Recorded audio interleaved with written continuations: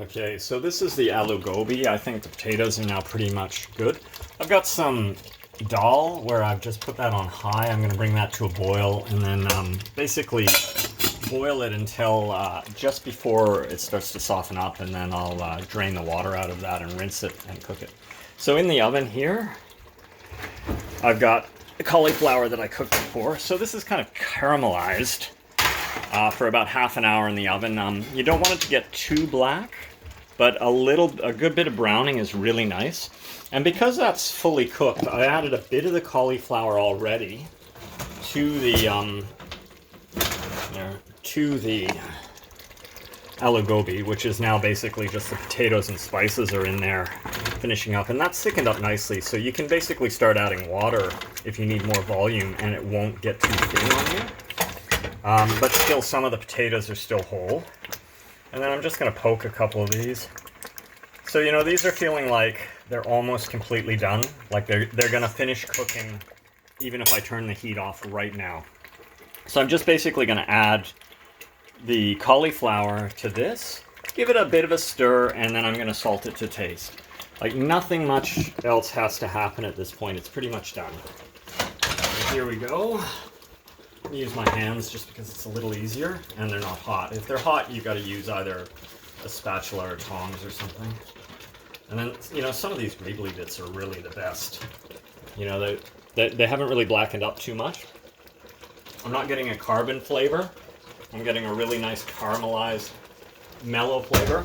Almost all the bitterness has gone out of the cauliflower, which is kind of the art to this, is taking something that can kind of be bitter and unpleasant to a lot of people and making it into such a beautiful, flavorful, and actually sweet, you know, like honey sweet kind of flavor with all of the aromatic spices mixed in. So I'm going to give that a stir, and it's actually quite thick. So, you know, I may end up adding, I'll take a look at it in a couple of minutes, but I'll probably end up adding a little bit of water to that, and the potatoes will just soak that up. So here, while I'm talking about it, I might as well do it. And then, you know, a lot of people don't like to take water straight out of the hot side of the tap because they worry about the metals in their hot water tank getting in. If that's a concern, then obviously make sure you've turned it to cold. The water where I live is very good, so I don't really have to worry about filtering it or any impurities or how it might affect my recipes, which is nice. Okay, so that's got a good bit of liquid to it.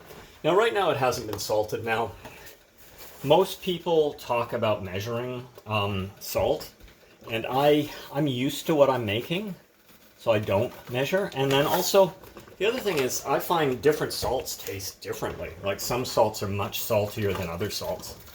But make sure you give that a good stir. And then, you know, those already cooked chunks of broccoli pretty much dissolve anyway. And it's nice to have a few of those around, like just so that people can see it and also just appreciate, you know, how beautiful they taste. So I'm just going to get a spoonful, try and get a bit of the potato and a bit of this. This is going to be a little bit hot, so I'm going to have to wait a sec to actually eat it. Let me just stir this in. So I think I got a nice volume of water in there. Here, I'll put this to the side. Hopefully it won't fall. Alright, let's put that there. So yeah, I mean, I added a bit of water. I've got a bit more water on the side, but I may not even add that in. And it's pretty much where it needs to be. So I'll turn the heat right off now. It's still going to cook a little bit more unless, you know, and if you've gone too far, you have to do things like a cold water bath and stuff. Which is a bit of a pain, but I'll probably end up showing you that at one stage. So you can see this thing is not steaming as much as it was. Okay, so I think I nailed that one. It's perfectly salty now, which means that, you know, if I keep some of this for tomorrow, it may not taste salty enough. I think the consistency is good, and the flavors are really nice. So thank you for watching. Hopefully I'll show you this plated up.